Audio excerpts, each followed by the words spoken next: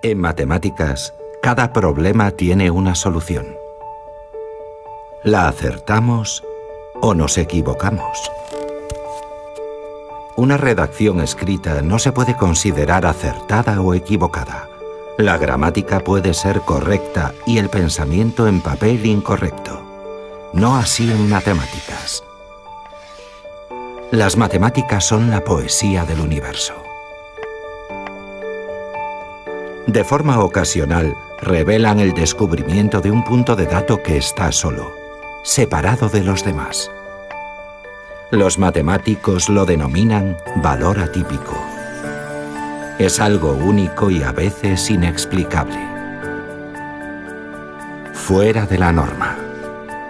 Katherine Johnson es un valor atípico.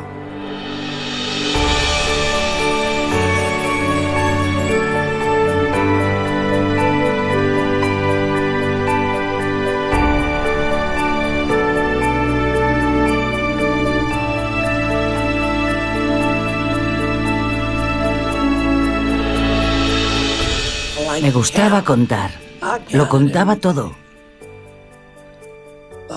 Cuando iba a misa contaba los escalones que conducían a la iglesia.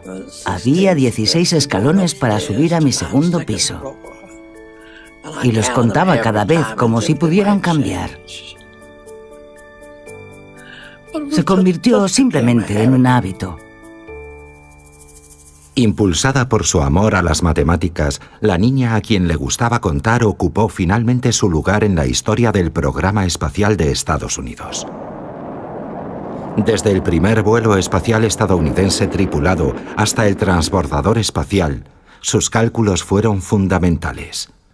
La trayectoria de su vida casi nadie la habría predicho. Katherine nació en White Sulphur Springs, Virginia Occidental. Un genio de las matemáticas, educada por un padre que cultivaba cosechas y el amor por el aprendizaje. Su madre se ganaba la vida como costurera y lavando ropa. Joshua y Joylette Coleman tuvieron 4 hijos: Horace, Margaret, Charles y Katherine, la más pequeña, nacida el 26 de agosto de 1918. Mientras su hermana se quedaba casi siempre en casa ayudando a su madre, Katherine prefería estar fuera haciendo lo que hicieran los niños. Lanzaba piedras, entre otras cosas. Pero jugábamos a juegos de niños. Un día, alguien le dijo a una niña que se estaba metiendo conmigo: no huyas de ella, porque te puede alcanzar con una piedra. Y era cierto. Así que podía meterse conmigo mientras estaba cerca de mí. Pero si se marchaba, ¡bang! Esa fue una de las cosas que aprendí jugando con los niños, a defenderme. Así que siempre estaba preparada. Niña precoz, a los 10 años Katherine ya estaba académicamente preparada para la enseñanza secundaria. Pero entonces los colegios estaban segregados y en la zona rural donde ellos vivían, un niño negro solo podía llegar a 8º grado. Sin dudarlo, Joshua trasladó a su esposa y a sus hijos a unos 200 kilómetros al oeste para que Katherine y sus hermanos pudieran obtener diplomas de enseñanza secundaria en el Instituto para Personas de Color de Virginia Occidental. Joshua permaneció en la casa familiar en White Sulphur Springs, donde la familia se reunía en vacaciones. Eran los años de la Gran Depresión. Los ingresos de la granja no eran suficientes para mantener a la familia y pagar la educación de 4 niños. Así que Joshua trabajaba como portero en el mundialmente conocido Greenbrier Resort. Y cuando estaban en casa, los miembros de la familia trabajaban allí también. Katherine trabajaba planchando los vestidos de los miembros de la alta sociedad que frecuentaban el resort de 5 estrellas. Su hija, Cathy Moore, recuerda una de sus historias familiares favoritas. Bueno, resulta que estaba en la habitación con una de las invitadas, que era francesa, y estaba hablando por teléfono. Y cuando colgó, miró a mi madre y le dijo: «¿Has entendido hasta la última palabra de lo que he dicho, verdad?» Y mi madre dijo sí. Así que se la llevó a ver a un caballero y le dijo: Va a estudiar francés el año que viene. A ver si podemos ayudarla. Y el caballero se la llevó abajo con el cocinero, que estuvo trabajando con ella todo el verano. Y cuando regresó al colegio, la profesora pensó que había estado en Francia, porque su acento era perfecto y hablaba con fluidez. Catherine Creole Coleman terminó la enseñanza secundaria a los 14 años y se matriculó en la Universidad Estatal de Virginia Occidental, exclusiva para negros, en el mismo campus en el que estaba su instituto. En 1937, a los 18 años, no tenía uno, sino 2 títulos universitarios summa cum laude, uno en matemáticas y el otro en francés. Uno de sus profesores fue el doctor William Shefflin Claytor, un genio matemático por méritos propios. El profesor de matemáticas era un joven doctorado y era bueno. Una vez se acercó a mí y me dijo: ¿por qué me haces preguntas cuya respuesta sé que conoces? Y yo le dije: es que aquí hay alumnos que sé que quieren preguntar, pero no se atreven, así que pregunto yo por ellos. Y él me contestó: sabía que había una razón estúpida, porque siempre estás haciendo preguntas cuya respuesta sé que conoces. Claytor, el tercer afroamericano en obtener un doctorado en matemáticas, la impulsó académicamente creando clases solo para ella y la animó a desarrollar una carrera como investigadora matemática. Cuando Catherine trabajó con William Claytor, Claytor creó cursos para ella porque terminaba todos los cursos que le ofrecían. Le dijo que continuara haciendo investigación en matemáticas. Ella le dijo que luego no conseguiría un empleo. William Claytor conocía ese dilema porque cuando se graduó con su doctorado en la Universidad de Pensilvania, solo tuvo una oportunidad de trabajo y fue en la Universidad Estatal de Virginia Occidental, que era históricamente una universidad para negros. No pudo conseguir un empleo en ningún otro lugar, pese a haber recibido elogios a nivel nacional por su tesis y su trabajo de investigación. Así que el hecho de que Katherine Johnson le dijera que no habría un empleo para ella no le detuvo. Y le dijo que eso debía resolverlo ella, igual que había hecho él. Desafortunadamente, una carrera como investigadora matemática era tan irreal como que el hombre pisara la luna. En aquella época solo el 2% de las mujeres negras obtenían títulos universitarios. Entre las mujeres blancas la cifra era del 10%. Las oportunidades profesionales para mujeres jóvenes instruidas de cualquier raza eran más bien limitadas, así que hizo lo que hacía la mayoría y se convirtió en profesora. Su primer empleo lo obtuvo en el Instituto Carnegie en Marion, Virginia, justo al otro lado de la frontera de Virginia Occidental. Catherine estimulaba a sus estudiantes. Fui alumna suya en 5º grado y era muy buena profesora. Yo disfrutaba mucho en sus clases. Ella sabía cómo hacer que fueran divertidas o muy interesantes. Quería que sacaras el máximo de ti. Y en eso se centraban sus conversaciones, quizás una vez al mes, en que teníamos que dar el máximo para triunfar en el mundo. Siempre nos decía que teníamos que dar el máximo. Aseguraos de dar el máximo. Y nos trataba realmente como si fuéramos sus hijos. En el estado de Virginia, los profesores negros no ganaban lo mismo que sus colegas blancos, pero no sucedía así en su estado natal de Virginia Occidental. Así que en 1939, Catherine aceptó una oferta para enseñar en Morgantown, en el Instituto Monongalia, el primer instituto del condado para negros. El centro contaba con un edificio nuevo, inaugurado solo un año antes con el discurso de apertura de Eleanor Roosevelt. Con su traslado, el salario de Catherine se duplicó, ascendiendo a $110 al mes. Su empleo como profesora en Virginia, sin embargo, le había proporcionado otros dividendos. Allí había conocido a un apuesto estudiante de color que estaba en casa de vacaciones. Antes de trasladarse a Morgantown, ella y Jimmy Goebbels se casaron en secreto. Nadie lo supo, ni siquiera sus padres. En aquella época, a las mujeres casadas no se les permitía ejercer la enseñanza. Creo que una de las cosas que no debemos olvidar es que actualmente una mujer casada, con independencia de cuál sea su profesión, no tiene ningún problema en continuar enseñando o desempeñando cualquier trabajo. Pero en aquella época se esperaba que una mujer casada, sencillamente lo dejara. En algunos casos, probablemente en la mayoría de los casos, se les prohibía explícitamente continuar trabajando después de casarse. Mientras enseñaba en Morgantown, se alcanzó un acuerdo en los pasillos del Capitolio Estatal en Charleston.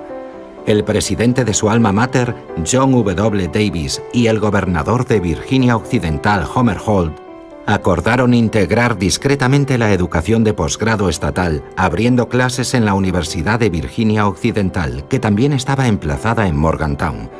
Catherine fue una de los 3 afroamericanos seleccionados para formar parte de los programas de estudio de posgrado ofrecidos por la Universidad de Virginia Occidental.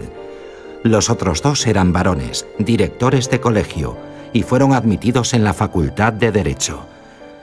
Catherine se matriculó en el verano de 1940.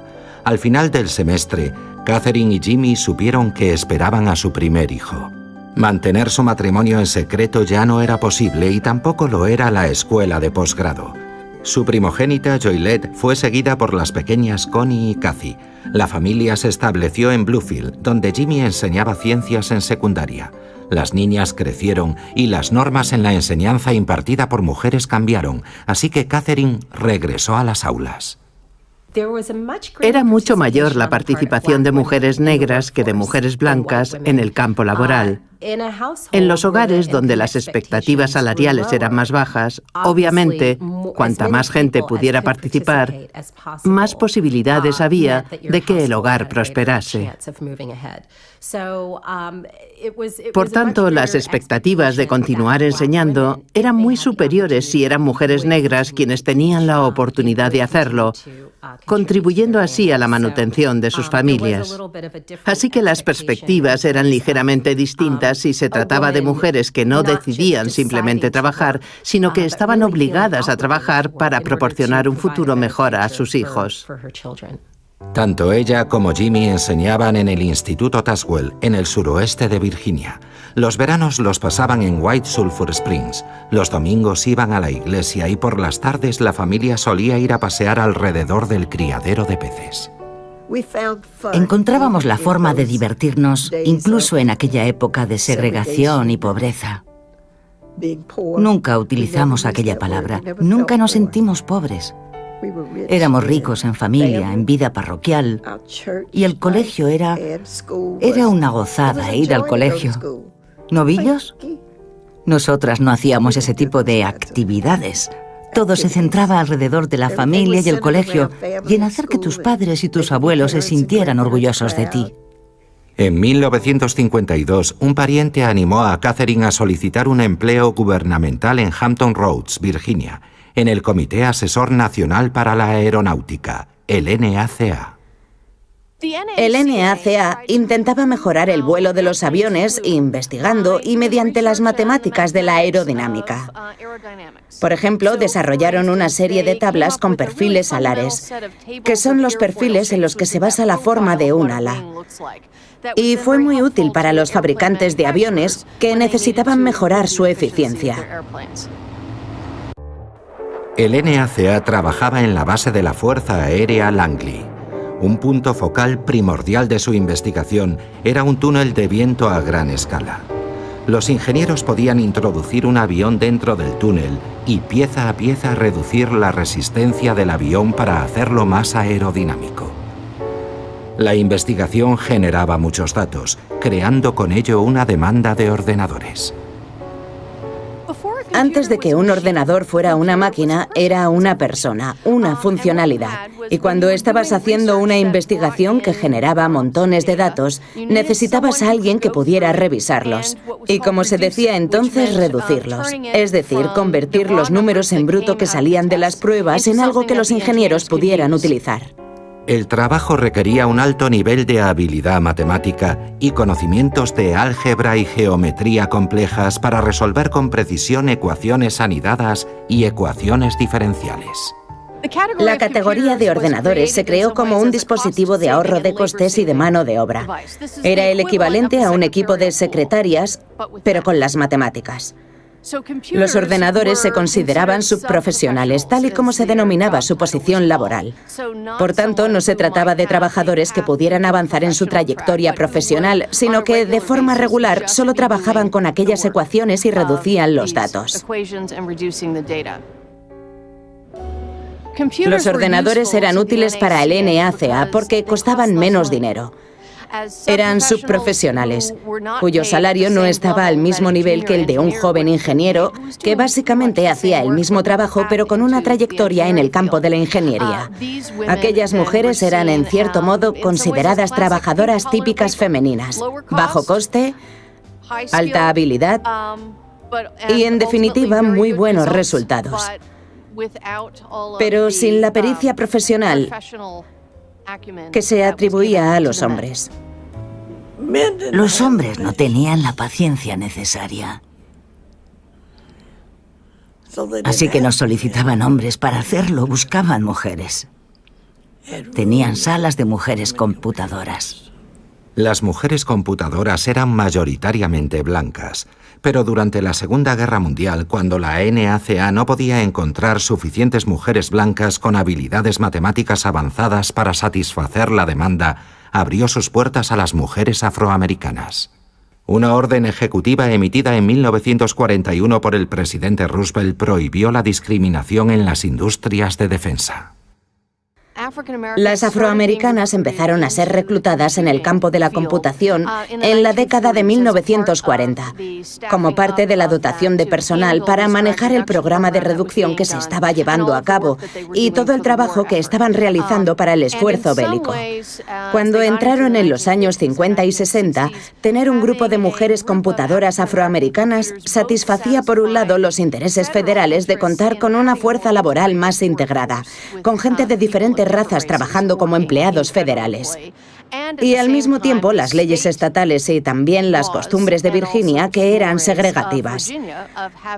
Así que se formó un grupo, conocido como las computadoras del ala oeste, que formaba parte de un nuevo grupo que se desarrolló en los años 40. Mujeres afroamericanas con licenciaturas en ciencias y matemáticas que podían formar un equipo de personas que constituía un recurso para todos los proyectos de ingeniería que se llevaban a cabo en la NACA.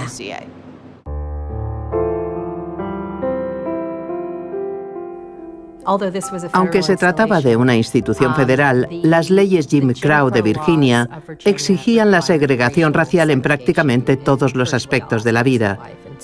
En colegios, hospitales, cementerios y en los centros de trabajo de lo que entonces se denominaba Laboratorio Aeronáutico Conmemorativo Langley. Así que cuando se contrató a las primeras mujeres negras en 1943, fueron segregadas a lo que se denominaba Oficina de Computación de la Zona Oeste, y era distinta de la Oficina de Computación de la Zona Este, donde trabajaban las mujeres blancas, así que estaban segregadas en su propia oficina. Se les exigía utilizar los servicios para gente de color, se sentaban en las mesas de la cafetería para la gente de color. Catherine solicitó plaza en la NACA en 1952. Como cabía esperar, superó todas las pruebas. Sin embargo, le dijeron que la cuota estaba llena y que regresara al año siguiente. Y así lo hizo. Catherine se unió a la NACA en 1953 y fue ubicada en el grupo de ordenadores de la zona oeste, un grupo exclusivo de mujeres matemáticas afroamericanas. Casualmente, empezó a trabajar bajo la supervisión de otra mujer que había crecido en Virginia Occidental, Dorothy Baum. Solo 2 semanas después de empezar a trabajar allí, Catherine fue trasladada a la División de Investigación de Vuelo. Uno de sus primeros proyectos fue sobre un avión que cayó del cielo. Así fue como se describió. El avión era una pequeña aeronave que iba volando y de repente se estrelló, y se llevó a cabo una investigación para la que se pidió ayuda a la NACA. Catherine realizó los cálculos que demostraron que aquel avión había volado a través de una estela turbulenta, que es la turbulencia que se desprende de un avión más grande. Puede ser muy poderosa, como pequeños tornados saliendo de los extremos de las alas. Aquel avión entró en la turbulencia, salió despedido, perdió el control, se rompió y se estrelló, muriendo la gente que viajaba en él. Se sabía que aquella turbulencia había existido. No se sabía el tiempo que había durado ni lo poderosa que había sido. Así que ella básicamente llevó a cabo la investigación y escribió el informe, aunque lo firmó el ingeniero para el que estaba trabajando y se lo atribuyeron a él, pero fue ella quien hizo todo el trabajo. Y como resultado, el gobierno cambió las normas en cuanto a la distancia que debían mantener los aviones en vuelo, que todavía siguen vigentes. El conjunto de habilidades de Katherine Johnson era, creo, una combinación fantástica, no solo en lo tocante al trabajo que estaban realizando en la División de Investigación de Vuelo, sino también temperamentalmente. Ella encajaba muy bien con la gente que trabajaba allí, y como ella misma cuenta, la tomaron prestada del equipo y olvidaron devolverla.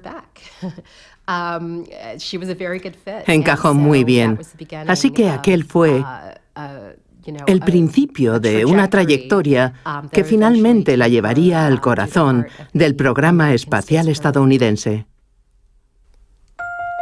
Contratada por sus habilidades matemáticas, la brillante e inquisitiva mente de Catherine iba emparejada con una personalidad equivalente y pronto comenzó a romper barreras.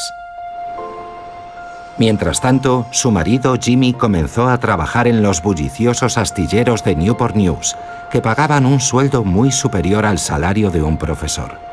En una semana podía llevar a casa tanto como en un mes como profesor. La familia se instaló en una casa en la parte segregada de la ciudad, en la subdivisión de Newsom Park, en Hampton. Pero poco después, Jimmy enfermó y falleció en diciembre de 1956 a causa de un cáncer. Mi padre estuvo enfermo durante 2 años y medio aproximadamente. Murió. Falleció en 1956.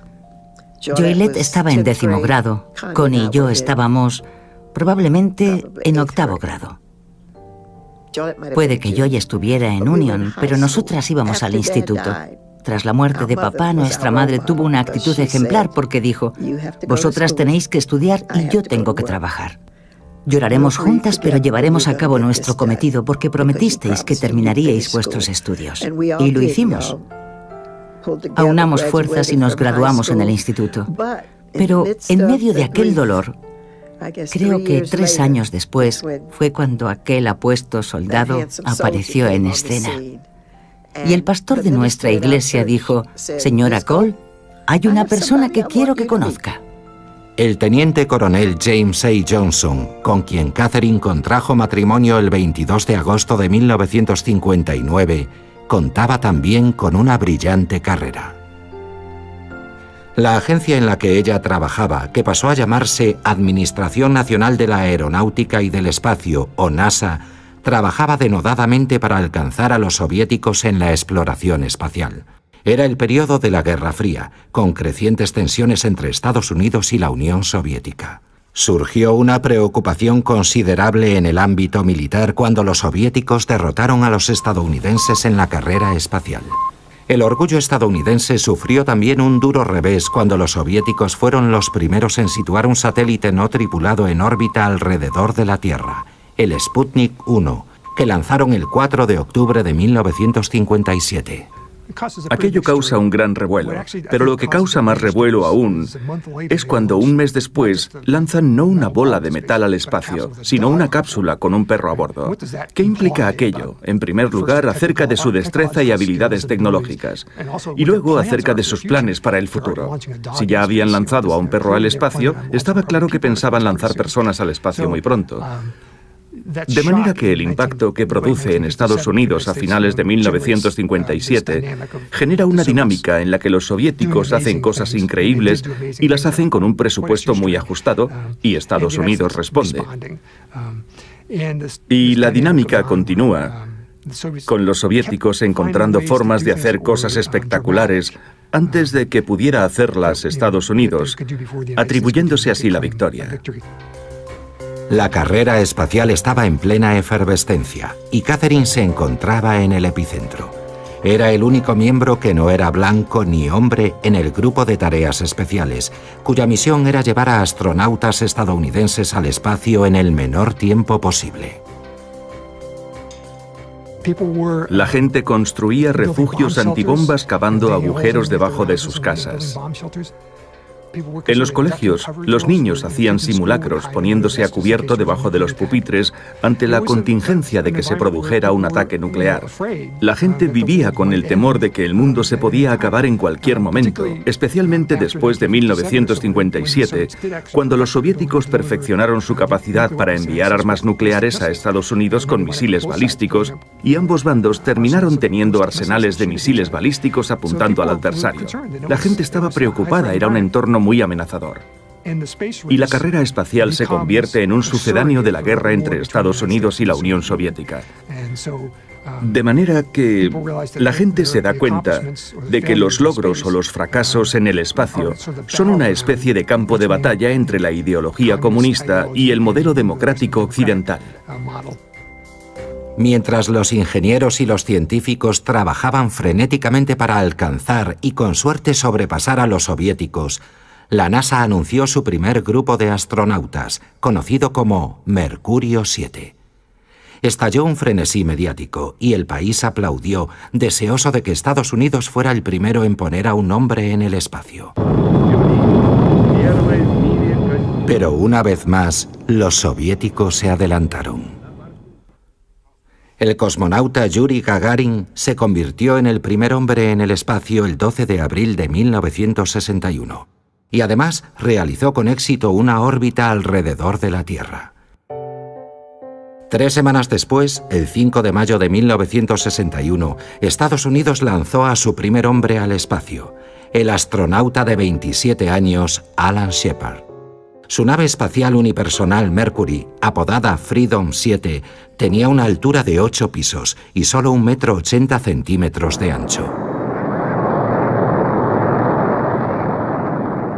Voló hacia el espacio y describió un arco a 186 kilómetros de altura por encima de la superficie terrestre, para terminar estrellándose en el Océano Atlántico. Tiempo total de vuelo, 15 minutos y 28 segundos.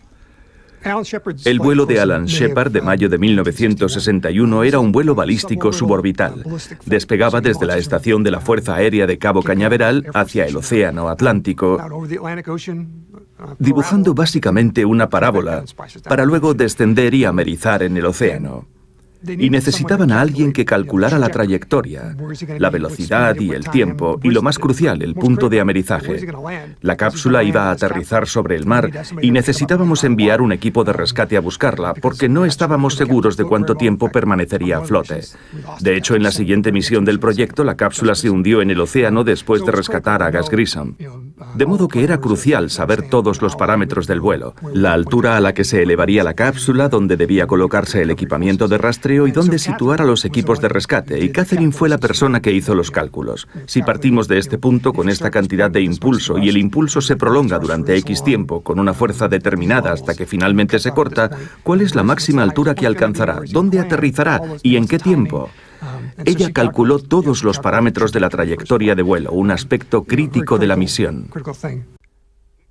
Décadas después del vuelo de Shepard, en una entrevista concedida a Researcher News, Catherine dijo textualmente: «Al principio, cuando me dijeron que querían que la cápsula descendiera en un lugar determinado, intentaban calcular el momento del lanzamiento y yo les dije, dejadme hacerlo, decidme dónde queréis que americe y yo haré los cálculos a la inversa para deciros desde dónde debe despegar.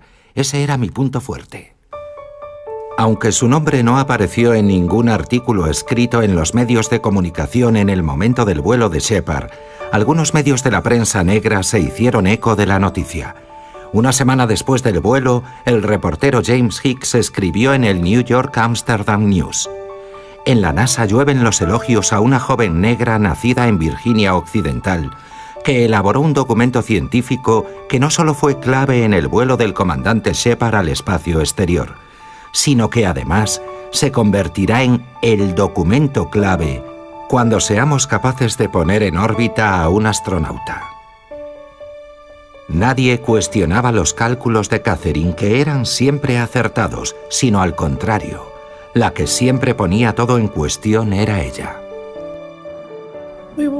Mientras trabajábamos para resolver problemas del programa espacial, me llegó por alguna vía que los ingenieros estaban celebrando sesiones informativas sobre los próximos pasos que iban a darse, y yo pedí asistir a una de ellas. Las mujeres no van a las reuniones, me dijeron. ¿Hay alguna ley que lo prohíba? Contesté. Dejadla ir. A partir de ahí acudí a todas las reuniones que celebraban los hombres y desde entonces estuve siempre al corriente de lo que se hacía, de los planes que había, etc. Como es sabido, una vez que entras en esa habitación, la habitación donde suceden las cosas, es cuando eres realmente capaz de despegar. Si no tienes acceso a ese lugar, es muy difícil alcanzar el éxito, ascender y entender realmente los objetivos esenciales a los que aspira tu organización. Si estás presente en esa habitación, si eres testigo de las decisiones que se toman y puedes contribuir a la toma de esas decisiones, es cuando te acercas realmente al corazón del trabajo. Por lo visto, hice las preguntas pertinentes, porque me incorporé al grupo de forma gradual y participé asiduamente en las reuniones con los ingenieros. Fue muy satisfactorio saber lo que estaban haciendo y por qué, y comprobar que se aceptaban mis sugerencias sin cuestionarse mi condición de mujer. Y así fui pasando de una fase a la siguiente y paulatinamente comencé a estar siempre presente en las reuniones con los hombres, lo cual era una novedad. Las mujeres computadoras no se reunían con los ingenieros. Pero las cosas se iban sucediendo para que yo estuviera siempre en el lugar adecuado, en el momento adecuado. También poseía el don adecuado, a saber, su brillantez matemática. Katherine Johnson aportó su capacidad para la geometría analítica, que consiste fundamentalmente en el estudio de las figuras en un sistema de coordenadas determinado. Si pensamos, por ejemplo, en la geometría de la Tierra e imaginamos la Tierra como una pelota, podemos verla como una esfera, en cuyo caso tenemos lo que se llama geometría esférica. Katherine era capaz de pensar en diferentes sistemas geométricos e imaginar cómo podíamos calcular trayectorias en esos diferentes espacios. Y a partir de ahí era capaz de conectar diferentes tipos de geometrías y figuras para ampliar los límites y hacer que los cálculos funcionaran. Tras el vuelo de Shepard, el siguiente desafío de la NASA era poner a un hombre en órbita alrededor de la Tierra. La agencia dependía menos de las computadoras humanas y más de las mecánicas para calcular las complejas ecuaciones orbitales que controlarían la nave espacial. La transición de humanos a máquinas hizo que algunos se sintieran incómodos, incluidos los astronautas, que debían confiar sus vidas a la exactitud de los cálculos. Las computadoras de IBM de las que iba a depender el vuelo de John Glenn tenían preocupados a los técnicos. Su uso era imprescindible, ya que debían enviar los datos a la cápsula espacial a una velocidad que las computadoras humanas eran incapaces de alcanzar. Ahora bien, la pregunta era, ¿cómo podemos estar seguros de que los datos que nos proporciona la computadora son correctos? Porque en algunos casos, después de analizarlos, habían sido menos precisos de lo esperado. Mientras los ingenieros de la NASA discutían el problema y se rascaban la cabeza preguntándose qué iban a hacer para resolverlo, John Glenn intervino en la discusión, lógicamente preocupado por saber si las computadoras iban a funcionar o no, teniendo en cuenta que de ellas dependía que volviera sano y salvo, y dijo, bueno, que la chica compruebe los números. Bien. Que la chica compruebe los números. Sabemos con certeza que John Glenn dijo exactamente eso. Se lo preguntamos y él mismo nos confirmó que aquellas habían sido sus palabras. Y otras personas presentes nos confirmaron también que eso fue lo que pasó. En ese contexto, la chica podía ser cualquiera, puesto que todas las personas que computaban eran mujeres. Pero cuando John Glenn dijo la chica, estaba claro a quién se refería, porque Katherine Johnson era la chica cuando se hablaba de cálculos de trayectoria. Cuando dijo eso, estaba claro que quería decir, quiero que Katherine revise y haga los cálculos. Tras varias semanas de retraso en el lanzamiento, algunas por problemas mecánicos y otras por las condiciones climatológicas adversas, finalmente, el 20 de febrero de 1962, todos los sistemas estuvieron a punto. 0. Tenemos despegue. El astronauta John Glenn despegó desde Cabo Cañaveral, Florida, hacia el espacio y se convirtió en el primer estadounidense en orbitar la Tierra a bordo de la misión Friendship 7. Desde el despegue hasta el amerizaje, el exitoso vuelo de John Glenn duró menos de 5 horas. A Katherine le había llevado casi 6 meses elaborar la fórmula que permitió a los científicos rastrear continuamente la trayectoria del vuelo orbital de Glenn alrededor de la Tierra.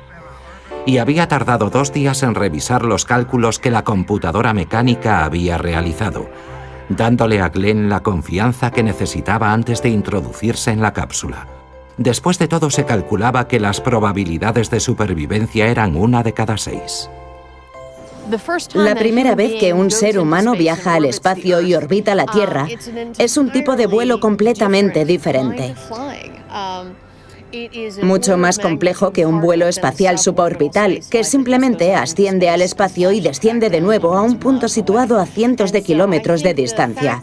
De modo que el hecho de que le pidieran a Katherine que revisara todos los cálculos antes de que John Glenn viajara al espacio, habla no solo de su reputación, sino también de la inquietud que suscitaban aquellas cajas negras en las que se introducían los números y se obtenían unos resultados sin saber realmente lo que había ocurrido entre medias.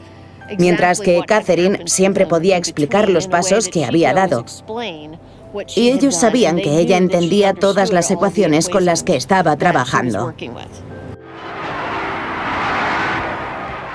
John Glenn se convirtió en un héroe nacional y la ciudad de Nueva York le recibió con un paseo triunfal para celebrar su misión. La prensa negra celebró también la contribución de Katherine. Un periódico decía textualmente: 2 negros jugaron un papel prominente en el histórico vuelo orbital del astronauta estadounidense John Glenn. Uno de ellos es una brillante matemática a quien se le atribuye haber ayudado a idear el altamente complejo sistema de rastreo que permitió a los científicos predecir en un radio de 3 kilómetros la ubicación de la cápsula espacial del teniente coronel Glenn tras su regreso, después de realizar 3 órbitas alrededor de la Tierra.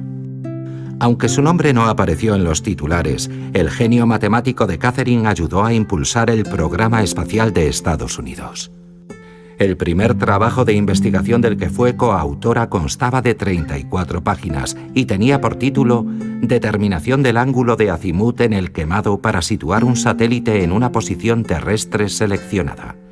En el momento de su publicación, la NASA estaba trasladando su centro de comando espacial a Houston, Texas, y el ingeniero con el que Katherine había estado colaborando durante años, Ted Skopinski, estaba en plena mudanza de su oficina y su familia al nuevo centro.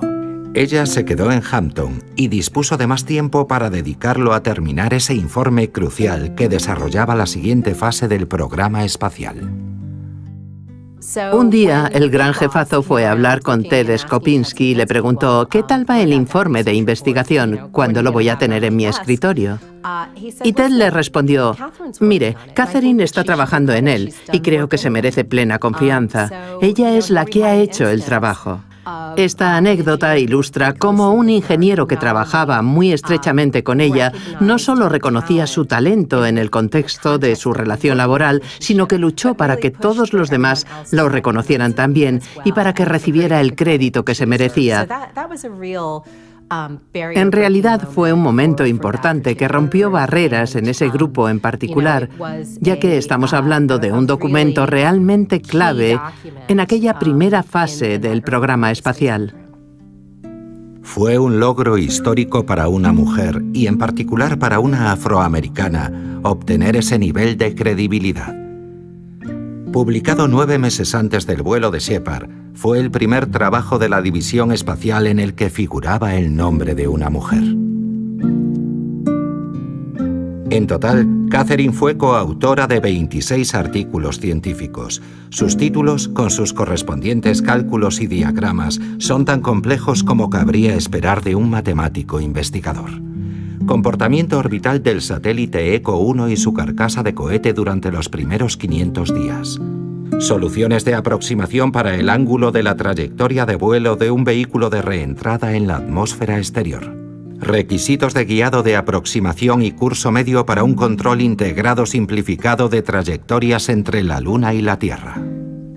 El hecho de que Katherine Johnson, como mujer afroamericana, fuera coautora de algunos de esos trabajos técnicos, dice mucho acerca de hasta qué punto era considerada una importante colaboradora en la ingeniería que se estaba desarrollando, y hasta qué punto fue importante su aportación a esos trabajos.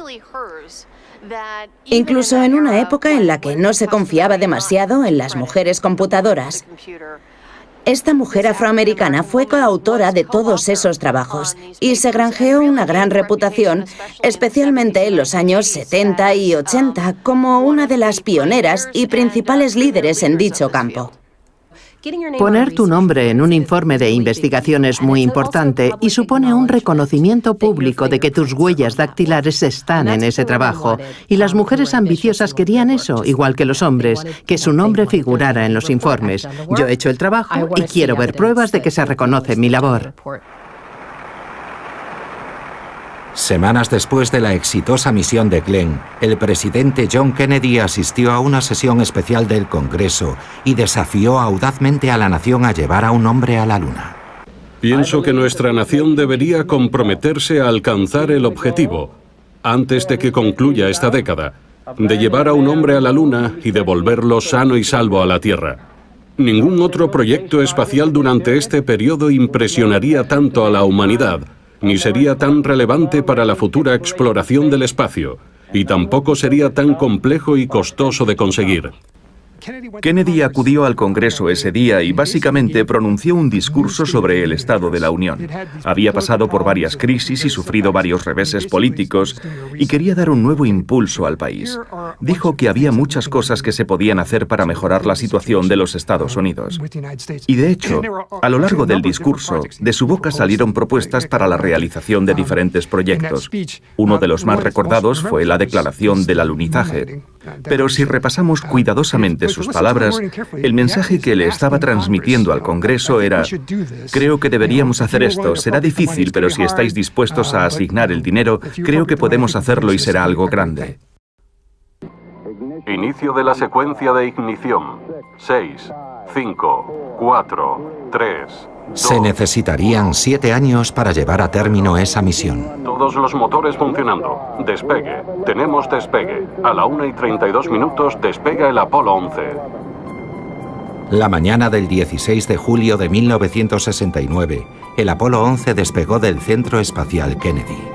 12 minutos más tarde, la tripulación, formada por Neil Armstrong, Buzz Aldrin y Michael Collins, alcanzó la órbita terrestre. Tras dar una vuelta y media alrededor de la Tierra, emprendió el viaje a la Luna. Y el 20 de julio, 500 millones de personas contemplaron hechizadas cómo el Águila, el módulo lunar, aterrizaba sobre la superficie de la Luna, cuando apenas le quedaban 30 segundos de combustible. Horas más tarde, Neil Armstrong se convirtió en el primer hombre en pisar la Luna. Es un pequeño paso para un hombre, pero un gran paso para la humanidad. Fue una proeza histórica. La trayectoria de vuelo del Apolo 11 requería calcular la rotación de la Tierra, la rotación de la Luna alrededor de la Tierra y la entrada de la nave espacial en la órbita lunar. Mientras orbitaba la Luna, el módulo lunar tenía que separarse del módulo de mando, aterrizar con seguridad en la Luna y 22 horas más tarde volver a acoplarse al módulo de mando que orbitaba el satélite.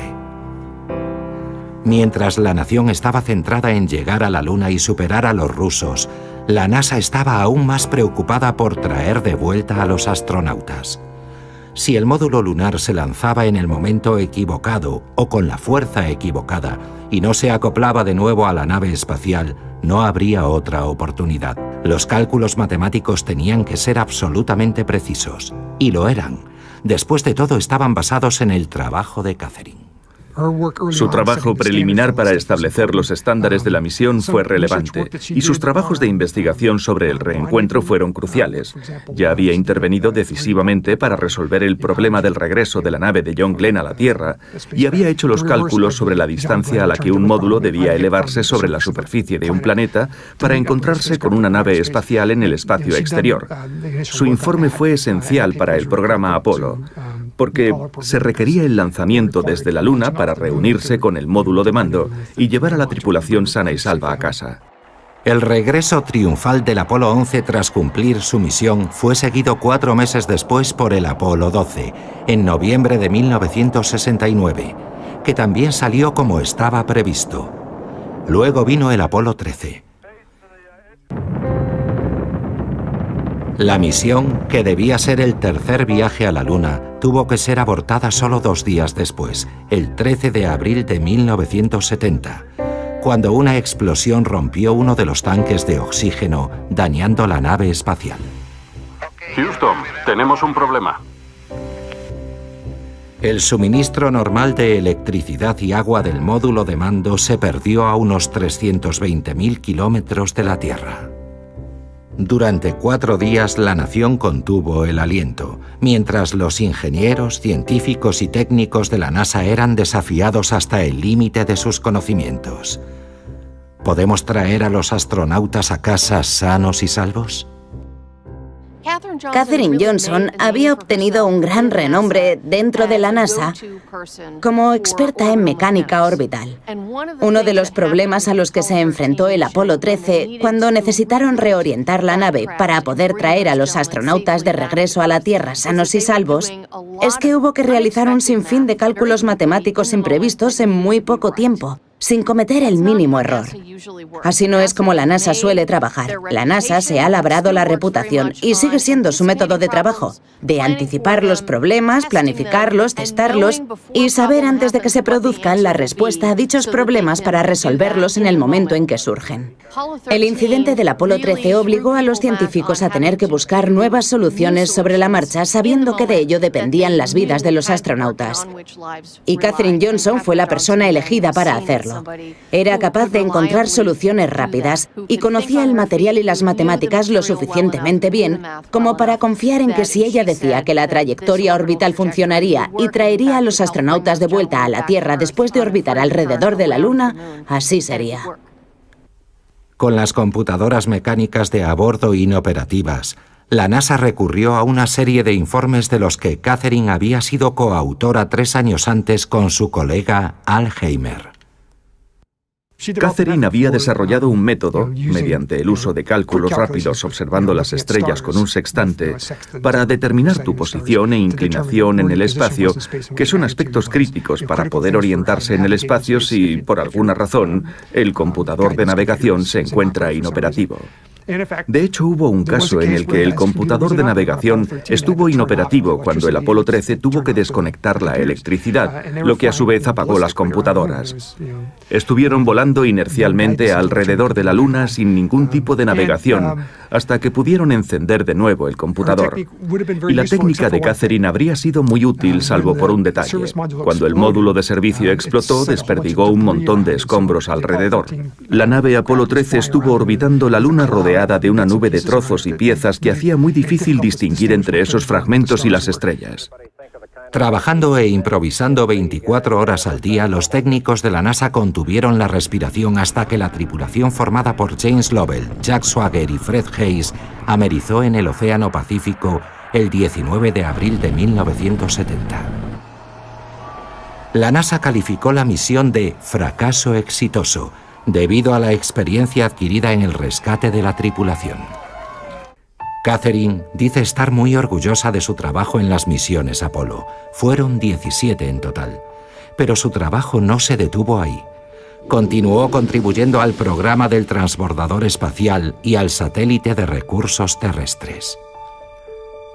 Katherine Johnson trabajó en la NASA hasta 1986, un total de 33 años. La profundidad y amplitud del programa espacial, del que ella no solo fue testigo, sino que contribuyó a modelar, es sorprendente. La niña a la que le gustaba contar se convirtió en una mujer que apenas podía contar sus premios, entre los que se incluyen el Premio Orbitador Lunar y 3 premios por logros especiales de la NASA. La Asociación Tecnológica Nacional la nombró Matemática del Año en 1997 y en 1999 la Universidad Estatal de Virginia Occidental, su alma mater, le concedió el premio a la Alumna del Año. Durante sus 33 años en la NASA, Catherine fue una mujer pionera que derribó las barreras raciales y de género, demostrando a los jóvenes que todo el mundo puede sobresalir en el dominio de las matemáticas, la ciencia y la búsqueda de las estrellas. En noviembre de 2015, el presidente Barack Obama concedió a Catherine la Medalla Presidencial de la Libertad, el más alto honor civil de la nación.